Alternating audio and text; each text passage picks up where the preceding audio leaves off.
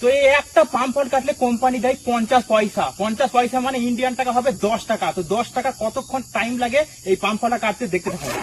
বিসমিল্লাহ।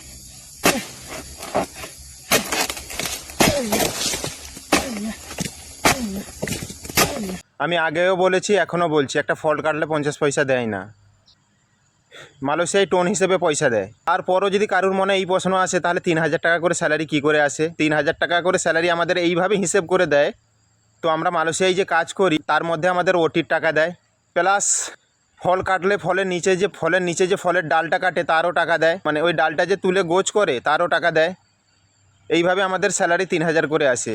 একটা ফল কাটলে 50 পয়সা দেয় না। আর এই আবালদের কে বোঝাবে বলো তো এইসব কথা?